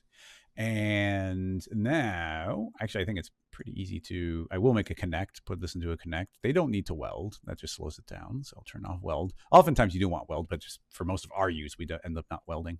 I guess I wish it was off by default. That would save a lot of, not crashing, but making cinema have a big old hiccup. But now the thought is we can feed this into something like a cloth surface. And now based on the actual surface here, it's actually going to extrude it based on its orientation. Although you will see that we have a couple of rebels here. These three don't want to cooperate. So we do have to turn on the connect to independently grab that one, and that one. And these three were different for no particular reason.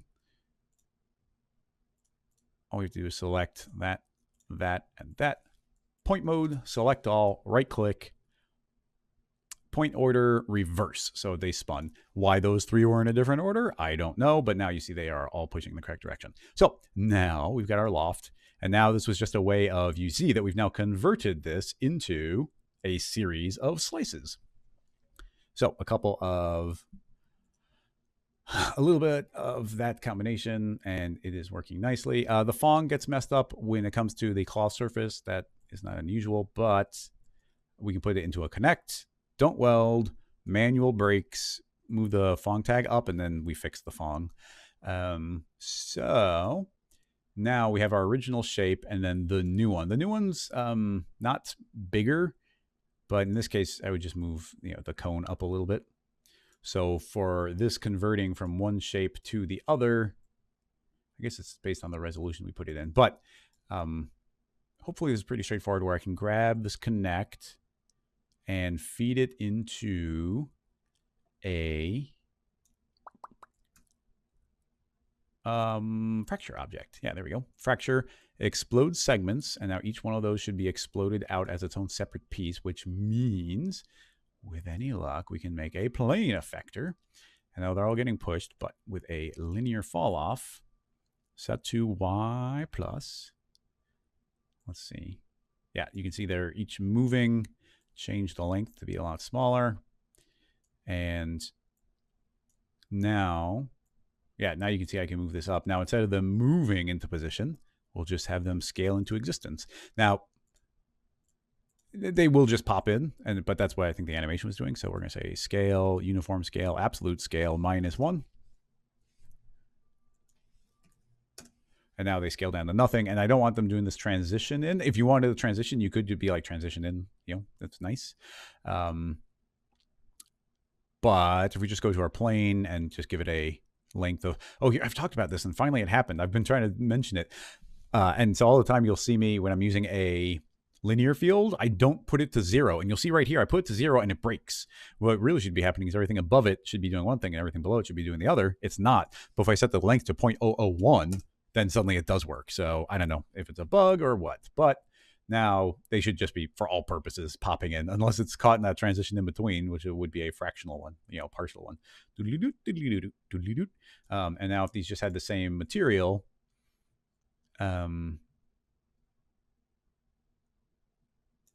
yeah, if we just colored them the same, then they should visually do it. Now, this is the simple. I know we did a lot of steps there, but this is the simple version where we're just letting it kind of cover up the other one. But the other one, we could have used the sliced up one. I didn't keep it, unfortunately. How many steps would we have to go back? I might be able to. Let's find out. I'm going to save it.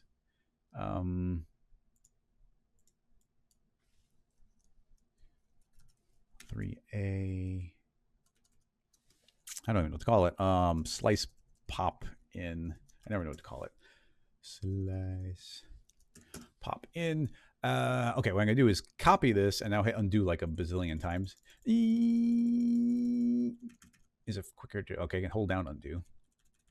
Almost there. Don't run out of undos.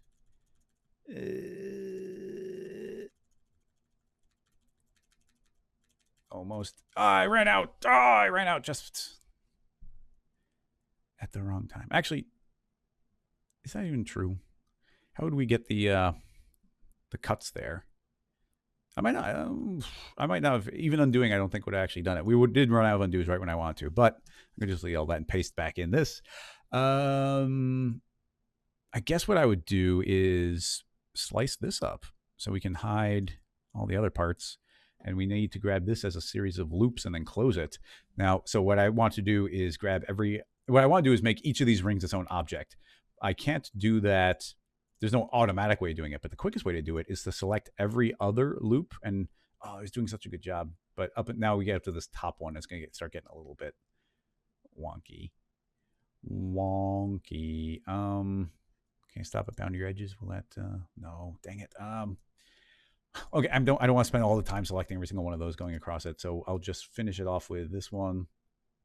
And we won't grab the last few, but that's the idea. So now we could say UD for disconnect. And those are now separate. And yeah, so those are separate, which means if we select everything, every one of those alternating rings has been separated. And if we were to explode segments here, and I can never remember where the spline one's easy enough to find, but the mesh one, exploding segments is tougher. Polygon groups to objects. There we go. Mesh conversion, polygon groups to object. Click on that. And now we should have a series of little stripes as well. So that's the idea. Now we would have to spend a little bit of time going through each one and giving it its caps, UD. And I can put a cap on the top and a cap. Actually, do we even need caps? Now I think about it, we might not. If you want to fill those in, you could, but I think that's worked well enough. And now if we were to copy the entire fracture rig, I'm going to swap in this as the opposite one. And now everything else is gone. And if we unhide everything, then now these two things are doing the exact same thing. They're going to be fighting over it. But if I grab one of the linear fields and invert it, direction, it's not direction, it's remapping, invert. There we go. Now, yeah. So we didn't seal those off, but if we just move these two linear fields at the same time, then one ceases to exist at the same time the other one begins to exist. And they're the same cut. And I do think that looks better. And now we're a little bit more free to move those around. Just to throw it out there, we did take this linear field and say invert, and now we have to keyframe the same place and everything. Something you could do is delete one of the linear fields. In the second plane effector, I'm going to feed it the other one's linear field. And then this is now literally the same linear field. But inside of this new plane effector, we can create a invert. And now it's going to invert the output. And now the single field is going to control both of them. And now we only have to worry about keyframing one of them. So there might be slightly quicker ways of like getting the extrusions and converting them to splines, doing a bunch of those different layers. This did work, and you see the concept and exploding them out. It would be great if we could do a slightly more parametric version of it, and they did it. And Exponza does a lot of Houdini work, so I wouldn't be surprised if that's the way they did it. But you know, that's the concept right there.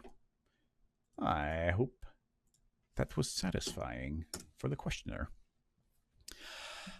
This is where you put Voronoi Fracture plus matrix. That's a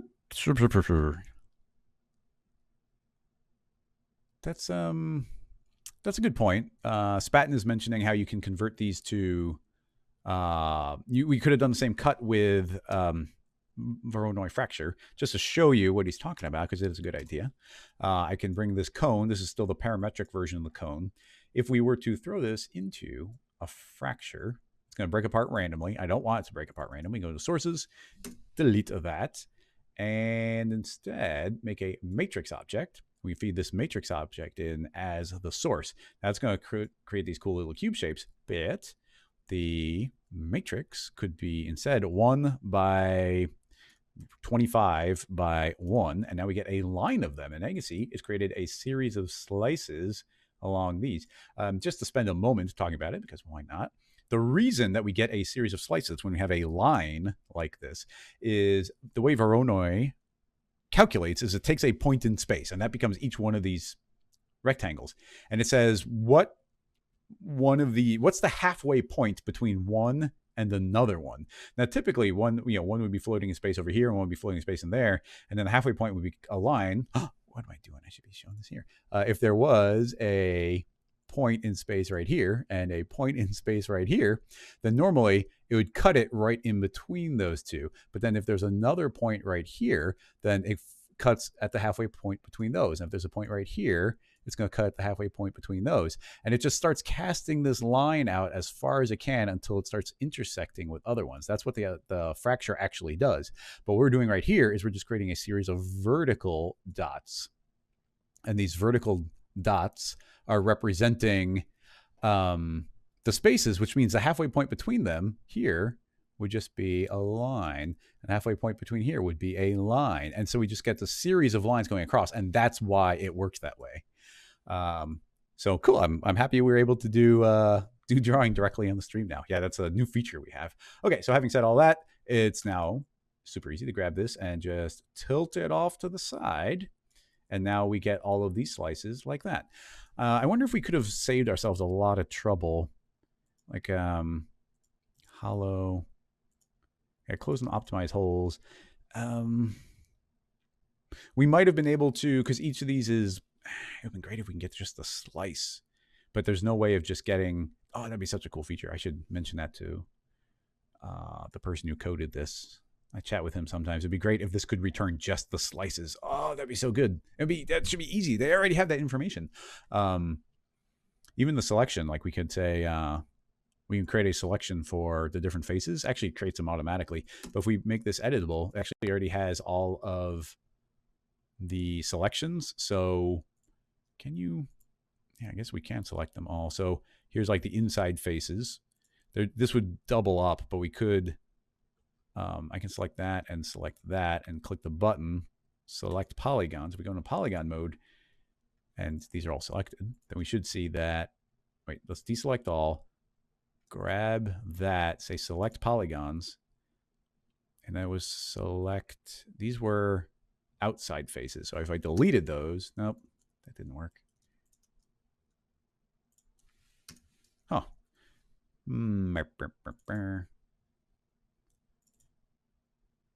Maybe I might have messed something up. I was clicking too many buttons. Yeah, hull only, hollow object. Yeah, I'm not sure. Yeah, we can do that. That gives us those outer slices, but if we turn on,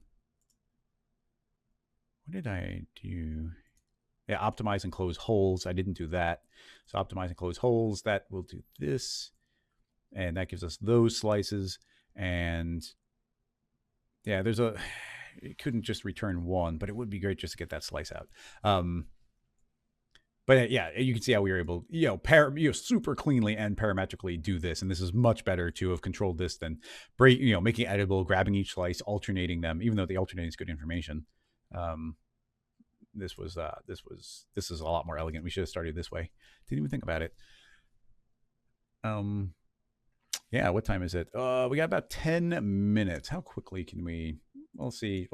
I don't mind going a little bit over. Let's grab one more question and see what we got.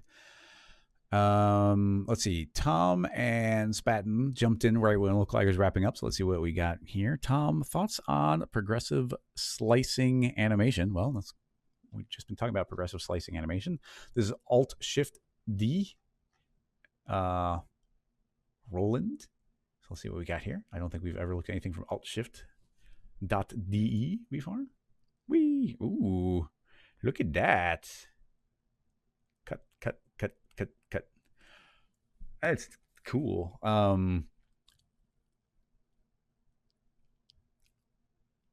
Daily render. They don't call it specific software. I don't see anything here that couldn't be done in Cinema. I will say that I don't see anything parametric here. Everything here is going to be manual. Cut. I do like it. I wonder how parametric you could make it. I mean, honestly, we're almost just continuing from this shape. We'll change our base shape because we've been staring at the cone for too long. If we just created 2, then we'll get a cut right across it. And we can place it exactly where we want there to be the cut. Now, the matrix is on a particular rotation, so that's fine. Now, I just wonder how manual we have to make it or how parametric we could. I guess there's no reason not to. Let's not have any space there, so we can leave it like that. So that's cut. Now, if the matrix itself has if we make a plane effector, a couple questions here. If we make a plane effector, it's going to start affecting the fracture object right away because it's being fed in. We make the plane effector a child of the matrix and zero out the PSR. So it's taken on the position and the rotation of it. I don't want to move up. What I want to do is rotate. So we'll worry about that in a moment. Actually, I'll turn it on just so we can see it. 90. I'll spin it a little bit like that. Now, I want it only to affect one side, not the other. So we'll create a fall off. So it has a linear field, and it should be facing on Y+. So one side is being affected, the other isn't. Now, here's the big question. We need to shrink this way down, length 0.001. We just saw that last time. So this should be affecting one side, not the other. Cool, exactly what we want. But the problem is that all of these rotations are super duper arbitrary. So this is currently transforming based on the nodes space, but I'm going to try changing it on the effectors space. Yes. Okay, this is promising. So we are now rotating based on the orientation of the effector, which is now matching the matrix object. So you can see here that when this spins, it's spinning right where the matrix was. So cool. Now let's see if the concept continues working. Actually, now I think about it, this should be a little bit more of a elongated shape to work well. I don't know how well a tube will work, but let's make a tube. Tube. This needs to have a thinner hole, make it skinnier overall, a little bit taller. All right, now we'll put that in the fracture. That should slice perfectly. Yeah, and now we get a cooler looking spin. It is spinning correctly. It's right on that slice. Now, can we do it again is the question. So here is the thought. We have to take both of these and copy and paste the entire rig. With the entire rig copy and pasted, we delete out the new tube and we feed the fracture in again. So now we get a new cut. The new cut is based off the matrix that got that got copy and pasted with it. And we can't have the same orientation, so we rotate this to something new like that. Now, when it rotated,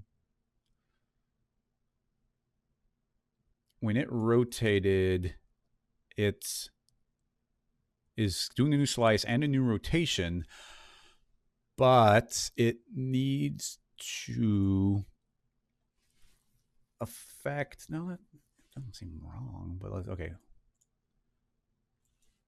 Let's go step by step. So this is the current cut. And if I say rotate based on your axis, it's only going across the line. So now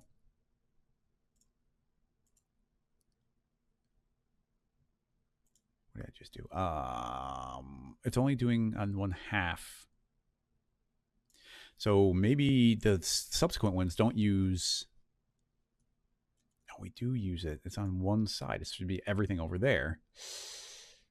But they don't pivot from there. Yeah, see, here's where it starts becoming perhaps a little bit more manual, because what we want to do is have this spin. But you see this other piece right here, that's not spinning. And that, I'm not even sure why that's not spinning. I think it should spin because it's everything within the linear field. So if I were to move this, is it spun?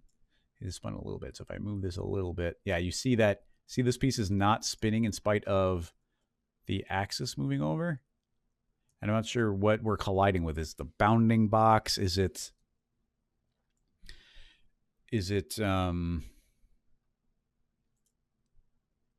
transform mode, absolute? Nope. Yeah, definitely don't want to do that. Remap.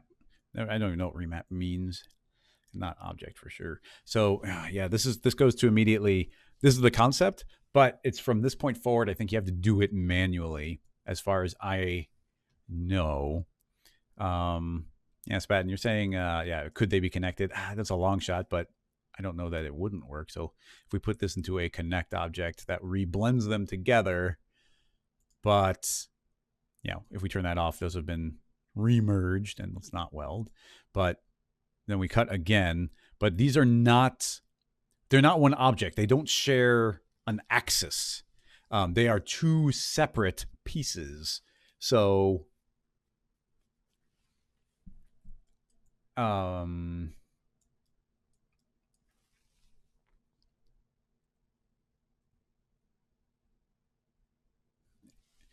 yeah, they're both separate pieces and you need them to rotate. And the transform mode, I even want to kind of be like, oh, they need to be absolute. But now absolute just means like absolute in the world, maybe? What's even happening? Yeah, that's weird. It pops as soon as I rotate it. But yeah, this other one is still just not being caught. And it's just like its position, the position of this second piece isn't being caught. Even though this is dead for all purposes. This one isn't doing anything. We make that editable. This one should now be taking over all of the pieces. And that cuts, but it's still returning.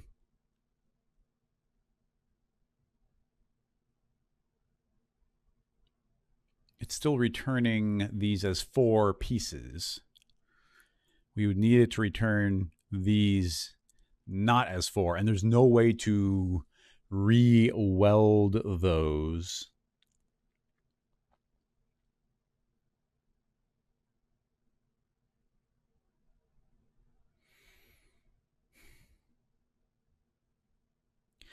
Yeah, I don't think so, Zach. I was thinking about that, but you know, if we take the same, here's the problem: is even if we got it working, so there's 2 different problems we're having.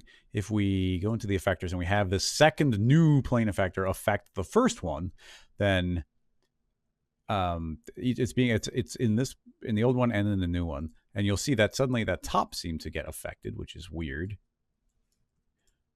You can see that those top two are moving. Very strange, honestly, because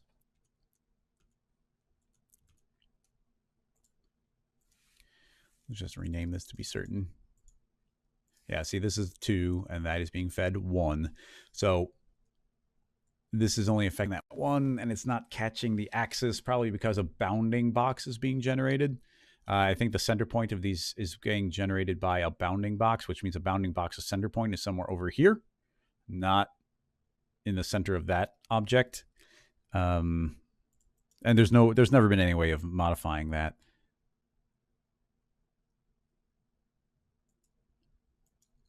But even if they were, even if we like, okay, let's super fake this, and I'm going to move this into such a position. I'm going to rotate it. That should force it there. Now I've moved it into such a position where those two are being caught. We're faking it now. It's not, we've already broken it, but it's grabbing those two pieces. But those two pieces will never move as a uniform piece. Like this is now based on the transform space of the effector, but not its axis, not its center point. So as I rotate these, they're separate. Then no matter how I rotate them, they're going to be separate.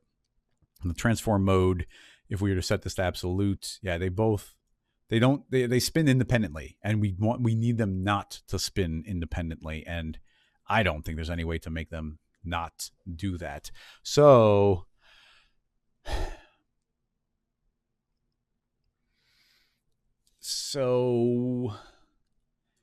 then it goes to essentially like this is a great way of generating these cuts, but let's just kill off the second layer. So now we're just back to the original. So that does this, but now we'd have to take this and somehow keyframe it. I mean, like what they made was really impressive, because we would need to somehow take what we made here, keyframe it, where it's like, oh, okay, it's all lined up, and then it's cut. And then now that it's cut, like bake that down into a second rig. I wonder if it would just be I'm not even close to thinking of a parametric rig. We just kind of start walking up the step ladder of how that might be done, and we found limitation. I was expecting that we would probably hit some limitation. In fact, this worked better than I thought it would. But would you go and make that? It's like, oh, that's our rig. This is now step 1. And then you would bake that, that becomes step 1. And then you copy and paste it. Step 1 is hidden. And you would keyframe that separately, let it spin, do its thing. And now we have this. And it's like, okay, cool. We're working from this. So bake this down. So we would, let's just see as a test. Bake this down, connect, don't weld, make it editable. We don't need any of that stuff. So now this becomes a singular mesh, but these are still 2 separate pieces. And if we put these back into a fracture, I think the same thing happens. They're treated as 2 separate pieces. So while that was really cool to get the cut, I think, well, no. I mean, it's still the same process, but we could keep it here and then be like, okay, now we're making piece number 2. Let's rename that. So we still do the same process where we say, okay, cool, copy, paste, make it editable, delete that one, feed it in itself again. Now we have a second matrix. We choose a new position to rotate where are we doing the cut, but we don't want to slice. This isn't slicing. So now we've got a new cut. So cool, new cut right there, all good. Now what we would do is bake this down. So this all gets thrown into a connect, made editable, and then, and don't weld, very important, don't weld, and make that editable. And then what you do is select that and that, hit UW, and now we have those 2 pieces, and we say UP to split as an object, delete. And now, I always do that backwards. Select that one, delete. And now you see I have part 1 and part 2. And once again, all those tags can be deleted. So now we have 2 separate pieces like that. And if we, I guess the matrix is still representing the slice. So if I were to, I'm just going to hit Alt-G to put that into a null. And now if we were to put piece 1 into that null, we can now spin that on the new axis. You see the 2 pieces are stuck together moving. So you have to imagine doing that again and again and again. So now we've got these new pieces, remerge them, and then you just keep doing a single cut every time as if it's one piece and select the new ones. And then we would go and do the very manual process of being like, okay, well, that goes away. These are now piece number 2. And you would, make that invisible, and then kind of go up the hierarchy as you're rotating through. Doable, but very, very manual. I don't really see any purpose in going further on it. It would just be we can do one more layer just for clarity. So yeah, just for fun, just for clarity, maybe not for fun. Let's say that's piece number 2. We would recombine these again in their final state. So we probably just say connect and delete, connect objects. So that created that new one right there. We need the original rig, copy paste. And we're not using that object, we're using this object. And we're hiding number 2. And now we've got our matrix again, and the matrix is once again just going to generate our next cut. So, and we would want the matrix to not have any rotation. This is just for the cut. So we could take these and spin. And yeah, so you see the new cut emerging wherever you'd want that to be. Maybe something like that. So that becomes the new cut, which is, it's nice looking. Connect, don't weld, delete all the tags. And now we'd have to, again, catch this on the cut. I kind of lost my orientation. It'd be pretty easy to select if you go onto the correct kind of camera view, something like that. So I think if we pass through and I select kind of like that, you have to be pretty careful. But do that, UW, and now you can see, let's see, even there I missed one. And yeah, UW. So you can see I've got a cut through there. So once again, UP to split that off. Select the other one, hit delete to delete the original one. The matrix is the axis, Alt G, delete the matrix, put this into the axis, and now that is part 1, part 2. Put these into number 3. And now the null is representing the new axis in which you'd be like, okay, cool, that happened. Now, which one do we rotate on? I don't even know. Or it's this one. We rotate there, and we get another rotation. So each one of these is the next cut. The fongs need to be a little more carefully maintained. We'd have to find the right axis or get the, create breaks at fong edges kind of thing. But you can see how we're getting exactly that shape. But we'd have to, take it, chop it, final position. Cool. Now make the next cut. Take it, chop it, final position. Rotate that one. Delete the fong tag. Yeah, I'm on the ball on that one. So, yeah, and you can see exactly we're starting to get that type of shape emerging. It's unfortunate it's so manual, but I do like the matrix and the plane effector with a fall off. It's nice that we can change it to the effector, and then boom, we can get that one cut to get the spin. I just wish the axis went in. And I guess one of the problems, I'll save this, but it's funny to say, but one of the problems here is the matrix is doing, or the fracture object is doing too good of a job. Let me see. I want this to be cut, and cut again. The matrix does too good of a job because even if we were to take, I'm not going to go all the way on it, but let's say we were making a 4th piece. You would once again connect these pieces together, and this new piece and all others hide. So now we just got this final new piece. It's one object, it's one piece. If we click on it, it's one polygon object with all polygons selected. Okay, cool, fair enough. But as soon as we take it and put it into the fracture object, the instant we do, even if we delete all the sources, it's respecting all the separate pieces. It's now viewing each one as a separate segment and returning them separately. Instantly, that is breaking our ability to rotate them in a specific way. We would need the fracture object to not acknowledge these. And that's actually the difference. We don't want to separate the segments out. And there's not a checkbox for that. There's no It would be here in the main tab, and there just isn't one. There's no setting to make these not be separate. As soon as we put this in, you see, as soon as I make a child and make this editable, that's going to explode them out as their separate chunks. And we would need there to be something where they don't get exploded out as separate chunks. And I don't think there's a setting for that.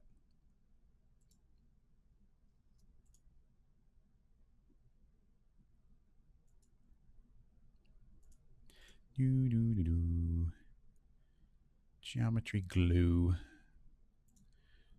based on a fall off. Fall off is a fall off object, isn't it? Yeah. Yeah, glue fall offs. That would glue them together. But even if there's a linear field, that doesn't, yeah, that's not doing anything. Blurp.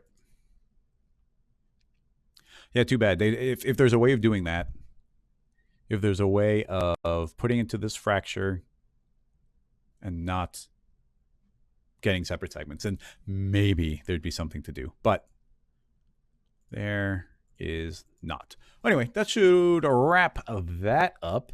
Thank you so much, everybody, for coming and hanging out. Quick word again for the YouTube version of the recording.